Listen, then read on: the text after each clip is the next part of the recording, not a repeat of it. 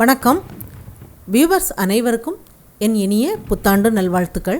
இப்போது 2020 வருடம் பார்த்திங்கன்னா எல்லாருக்குமே கொஞ்சம் கசப்பான தருணங்களாக தான் அமைஞ்சது. ஆனால் அது எல்லாமே மாறி இந்த வருடம் எல்லாருடைய வீட்லேயும் சுபிட்சமும் சந்தோஷமும் வரணும்னு நான் மனதார இறைவனையும் வேண்டுகிறேன். இப்போது பார்த்திங்கன்னா இந்த நம்ம சேனல் ஆரம்பித்து இப்போது 4 வருடம் இதோட பூர்த்தியாகுது. இப்போது 5வது வருஷமாக நம்ம இதில் காலடி எடுத்து வச்சுருக்குறோம். இப்போ இந்த சேனலோட சப்ஸ்கிரைபர்கள் பார்த்திங்கன்னா 1 மில்லியனை தாண்டி நம்ம வந்திருக்கிறோம். இவ்வளோ ஃபாஸ்ட்டாக நம்ம வர்றதுக்கு காரணமே உங்களோட சப்போர்ட் தான். அதனால் உங்கள் எல்லாருக்குமே என்னுடைய வாழ்த்துக்களை மீண்டும் தெரிவிச்சுக்கிறேன். இப்போ இந்த வீடியோவில் நம்ம என்ன பார்க்க போகிறோம் அப்படின்னா, இந்த சேனலில் இதுக்கு முந்தின வீடியோவில் நம்ம boat neck blouse back model நம்ம எப்படி கட் பண்ணி தைக்கிறது அப்படிங்கிறத பார்த்தோம். இந்த வீடியோவில் அதோட ஸ்லீவ் மாடலையும் ஷோல்டர் ஜாயிண்ட் பண்ணி ஃப்ரண்ட்டில் அந்த நெக்குக்கு நம்ம பைப்பிங் பண்ணுறதையும் இந்த வீடியோவில் பார்க்கலாம். அதுக்கு முன்னாடி இந்த சேனலை இது வரைக்கும் சப்ஸ்கிரைப் பண்ணாதவங்க சப்ஸ்கிரைப் பண்ணுங்கள். சப்ஸ்கிரைப் பட்டனை கிளிக் பண்ணி பெல் ஐக்கானையும் கிளிக் பண்ணுங்கள். இந்த சேனலில் வர வீடியோஸ் எல்லாமே நீங்கள் மிஸ் பண்ணாமல் பார்க்கலாம். இப்போ இதில் 2 ஸ்லீவுக்கும் சேர்ந்த மாதிரி லைனிங் கிளாத்தும் மெயின் கிளாத்தும் கட் பண்ணியிருக்கிறேன். இது எல்போ வரைக்கும் வர மாதிரி ஸ்லீவோட அளவு 11.5 இன்ச் அளவு நீளம் இருக்குது. சுற்றளவு மடித்து வச்சுருக்கும் போது 9 இன்ச்சு கட் பண்ணியிருக்கிறேன். ஸ்லீவ் வளைவாக கட் பண்ணுற பகுதி 4 இன்ச்சுக்கு கட் பண்ணியிருக்கிறேன். இப்போ இதில் ஃப்ரண்ட்டில் உள்ள அளவுகளை நம்ம பார்க்கலாம். ஷோல்டர் 6.5 இன்ச் அளவு கட் பண்ணியிருக்கிறேன். பேக் சைடு உள்ள அளவுக்கு அப்படியே கட் பண்ணியிருக்கிறேன். ஷோல்டர் கட்டு 2.25 இன்ச் அளவுக்கு கட் பண்ணியிருக்கிறேன். முன்பக்க நெக்கோட உயரம் 5.5 இன்ச்சு கட் பண்ணியிருக்கிறேன். ஆம் ஹோல் 6 இன்ச்சுக்கு கட் பண்ணியிருக்கிறேன். இப்போ இந்த ஹூக் வைக்கிற பகுதி 6 இன்ச்சுக்கு கட் பண்ணியிருக்கிறேன். சைடு உயரமும் 6 இன்ச்சுக்கு கட் பண்ணியிருக்கிறேன். முன்பக்க உயரம் 13 இன்ச்சு. இப்போ ஹூக் வைக்கிற பகுதியில் நம்ம நெக்கு பகுதி கம்மியாக இருந்ததுனால அந்த உயரத்தை நம்ம அதிகமாக எடுக்கணும். இப்போ சின்ன சைஸ் 2 கேன்வாஸ் எடுக்கலாம். மேலே ஒரு 1/2 இன்ச் அளவு விட்டுட்டு 3 இன்ச்சுக்கு அடையாளப்படுத்தலாம். 2 மடித்து வச்சுருக்கிறேன். இப்போ மடிப்பு பாகத்தில் இருந்து 1.25 இன்ச்சுக்கு அடையாளப்படுத்திட்டு இதில் ஒரு கோவி வடிவமாக வரைஞ்சி விடலாம். 3 இன்ச்சுக்கு அடையாளப்படுத்தியிருக்கோம் பாருங்கள். அந்த பகுதி வரைக்கும் உள்ள அளவுக்கு கோவி வடிவமாக வரைஞ்சிட்டு வெளிப்பக்கம் 1/2 இன்ச் அளவு கேன்வாஸ் இருக்கிற மாதிரி வரைஞ்சி கட் பண்ணி எடுத்துடலாம். இது 2 பீஸ் இருக்குது, 2 ஸ்லீவுக்கும் சேர்ந்த மாதிரி. இதை லைனிங் கிளாத்தில் வச்சு அயன் பண்ணலாம்.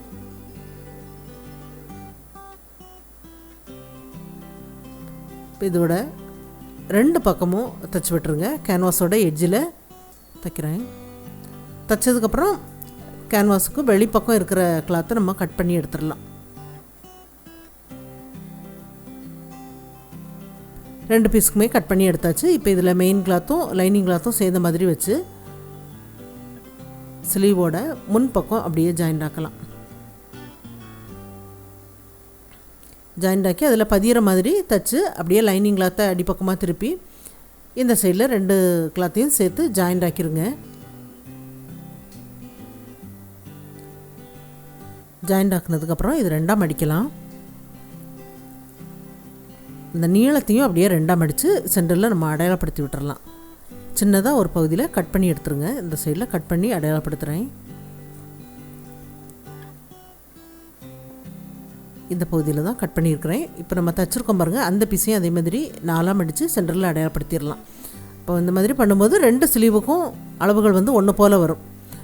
வச்சுட்டு நேராக ஒரு தையல் தைச்சிட்டு இப்போ கேன்வாஸுக்கு உள்பக்கமாக, கேன்வாஸில் தையல் படாமல் உள்பக்கமாக ஜாயிண்ட் ஆக்குங்க.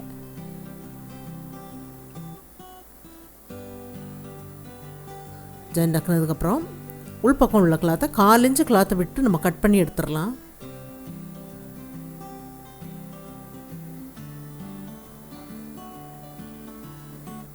இதில் கட் பண்ணி எடுத்தாச்சு. இந்த சைடில் தையல் வரைக்கும் கட் பண்ணி விட்டுருங்க. சைடில் எல்லாமே கொஞ்சமாக கிராஸில் கட் பண்ணி விட்டுருங்க. கட் பண்ணி விட்டதுக்கப்புறம் இப்போ அந்த கேன்வாஸ் பீஸை நம்ம அடிப்பக்கமாக திருப்பி விட்டுறலாம். அடிப்பக்கமாக திருப்பி விட்டு இப்போ அதுக்கு மேலே அந்த எட்ஜில் ஒரு தையல் நம்ம தைச்சி விட்டுறலாம்.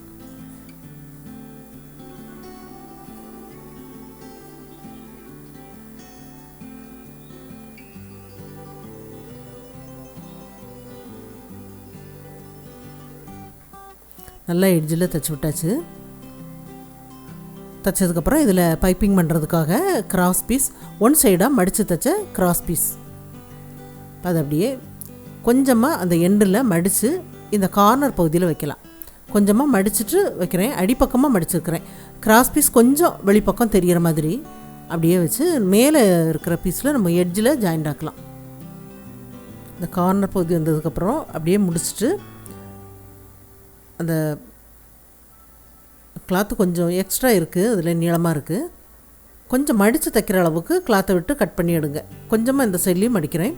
ஃபஸ்ட்டில் நம்ம ஆரம்பிக்கும் போதும் கொஞ்சமாக மடித்து தைச்சிட்டு ஆரம்பித்தோம், முடிக்கும் போதும் மடித்து தைச்சி அதோட பண்ணும்போது அந்த கோவி டிசைன் வந்து ஃபினிஷிங் ரொம்ப நல்லாயிருக்கும் பாருங்கள். அந்த கார்னர் பகுதியில் நூல் இலைகள்லாம் நமக்கு உள்பக்கமாக போகும், அடிப்பக்கமாக திருப்பி விட்டு பைப்பிங் பண்ணுங்கள்.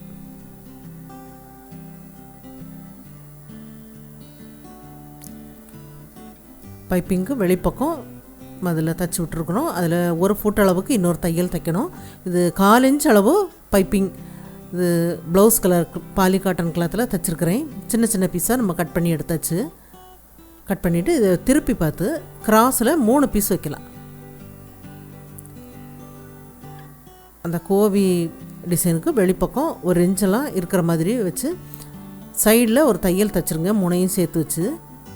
அதே மாதிரி இந்த சைட்லேயும் தைச்சிட்டு நம்ம திருப்பி பார்த்து பைப்பிங்க்கு வெளிப்பக்கம் அப்படியே ஜாயிண்ட் ஆக்கலாம். ஏன்னா இந்த சைடு பார்த்து தைக்கும்போது தான் அந்த பீஸ் வந்து விலகி வராமல் இருக்கும். நம்ம திருப்பி அடிப்பக்கமாக வச்சுட்டு தைச்சோம் அப்படின்னா கரெக்டாக அந்த இடைவெளிகள் வந்து வராது. அதனால் இப்படி தைச்சிட்டு இப்போ நம்ம பைப்பிங்க்கு வெளிப்பக்கமாக ஜாயிண்ட் ஆக்கலாம். ஜாயிண்ட் ஆக்கிட்டு நம்ம ஃபஸ்ட்டில் தைச்ச தையலை நம்ம பிரித்து எடுத்துடலாம். இப்போ இதுக்கு வெளிப்பக்கம் 1 ஃபுட் அளவுக்கு இன்னொரு தையலும் தைச்சி விட்ருங்க. தைச்சிட்டு அந்த ஸ்லீவோட எண்டில் நம்ம பைப்பிங் பண்ணி விடலாம்.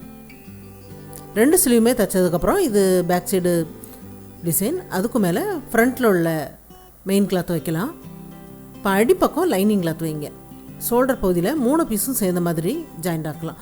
ஜாயிண்ட் ஆக்கும்போது ஆம்ஹோல் பகுதியில் கரெக்டாக வச்சுருங்க. நம்ம ஃப்ரண்ட்லேயும் 2.25 இன்ச்சு தான் ஷோல்டர் கட் பண்ணியிருக்கிறோம். பேக் சைடும் அதே மாதிரி கட் பண்ணது தான். அதில் கொஞ்சம் பைப்பிங் பண்ணியிருக்கும்போது எப்படியும் கொஞ்சம் ஒரு 1/4 இன்ச்சு அளவுக்குலாம் கொஞ்சம் முன்ன பின்ன வரும். அதனால் அது நெக்கு பகுதியில் வர்ற மாதிரி விட்டு ஜாயிண்ட் ஆக்குங்க. ஆம்ஹோல் பகுதியில் கரெக்டாக 3 பீஸையும் வச்சு ஜாயிண்ட் ஆக்கிடுங்க. ஜாயிண்ட் ஆக்கி வச்சு திருப்பி பார்க்கலாம். இப்போ ஷோல்டர் வந்து நல்லா கவராகி அந்த நூல் இலைகள்லாம் உள்பக்கமாக போகிற மாதிரி ஜாயிண்ட் ஆக்கியாச்சு. அதுக்கப்புறம் நம்ம ஃப்ரண்ட்டில் 2 கிளாத்தையும் ஜாயிண்ட் ஆக்கி நம்ம ஃப்ரண்ட்டில் எப்போதும் தைக்கிற மாதிரி டாட் எல்லாமே பிடிச்சி பட்டி எல்லாமே ஜாயிண்ட் ஆக்கிடலாம். இப்போ எல்லாமே நான் தைச்சி முடித்தாச்சு ஃப்ரண்ட்டில். இப்போ நம்ம இதில் பைப்பிங் பண்ணலாம். அந்த ஷோல்டர் பகுதியில் கொஞ்சமாக ஃப்ரண்ட்டில் உள்ள கிளாத் வந்து நெக்கு பகுதியில் இருக்குது. இப்போ இதில் பைப்பிங் பண்ணுறதுக்காக கிராஸ் பீஸ் 1 சைடாக மடித்து தைச்சா கிராஸ் பீஸ் கொஞ்சமாக அந்த எண்டில் மடிச்சுட்டு மேல் பக்கமாக வச்சு ஜாயிண்ட் ஆக்கலாம். ஏன்னா அந்த நெக்கு பகுதியில் நம்ம தைச்சி திருப்பாமல் அப்படியே தைச்சிருக்கிறோம். இப்போ இந்த பகுதி வந்ததுக்கப்புறம் அந்த கிளாத் வந்து எந்த பகுதி வரைக்கும் முடியுதோ அது வரைக்கும் அப்படியே ஜாயிண்ட் ஆக்கிடுங்க. இந்த சைடில் இந்த பைப்பிங் இருக்குது பாருங்கள், பேக் சைடில் அந்த பைப்பிங் பக்கத்தில் அந்த தையல் வர்ற மாதிரி ஃப்ரண்ட்டில் உள்ள தையல் அந்த நேராக அந்த பைப்பிங் பக்கத்தில் வரணும். அந்த மாதிரி நேராக அந்த பைப்பிங் பக்கத்தில் அப்படியே கொஞ்சமாக மடித்து விட்டுட்டு முடிச்சிருங்க. கிராஸ் பீஸை கொஞ்சமாக மடித்து விட்டுட்டு முடிச்சிருக்கிறேன். இப்போ இதில் அடிப்பக்கமாக திருப்பி பைப்பிங் பண்ணலாம். பைப்பிங் பண்ணும்போது ஃப்ரண்ட்டில் உள்ள பைப்பிங்கும் நமக்கு பேக் சைடில் உள்ள பைப்பிங்கும் ஒரே அளவுக்கு ஒன்று போல் முடிகிற மாதிரி வரும். இந்த சைடில் பாருங்கள், நம்ம கரெக்டாக அந்த பைப்பிங் பக்கத்தில் அந்த தையல் வந்து அந்த கிராஸ் பீஸை வச்சு ஜாயிண்ட் ஆக்கும்போது தைச்சிட்டு பைப்பிங் பண்ணும்போது ரெண்டும் ஒன்று போல் வந்திருக்கு. இதுக்கப்புறம் நம்ம 1 ஃபுட் அளவுக்கு நம்ம ஒரு தையல் ஃப்ரண்ட்லேருந்து பேக் சைடு வரைக்கும் நம்ம தைச்சிட்டோம் அப்படின்னா நல்லா வந்துடும். கொஞ்சம் அகலமான நெக்காக வரும்போது அந்த நெக்கோட உயரத்தை கம்மி பண்ணி தைக்கும்போது நல்லாயிருக்கும். இது போட் நெக்கும் இல்லை, ஃப்ரண்ட்டில் அது கொஞ்சம் அளவை கொஞ்சம் அதிகப்படுத்தி அதுக்காக ரொம்ப ரவுண்டு நெக்காக வராமல் கொஞ்சம் மேலே ஏற்றி தான் 5.5 இன்ச் அளவுக்கு கட் பண்ணி தைச்சிருக்கிறேன். ஸ்லீவ் மாடல் பார்த்திங்கன்னா சிம்பிளாக இருக்கிற மாதிரி இருக்குது. ஆனால் அந்த பேக் சைடு மாடலுக்கு பொருந்துகிற மாதிரி ஒரு அழகான ஒரு டிசைன் பண்ணியிருக்கிறேன். இது வந்து அந்த ஸ்லீவை நான் அதோட ஜாயிண்ட் ஆக்கிட்டு காட்டுறேன். எல்லாமே ஜாயிண்ட் பண்ணியாச்சு.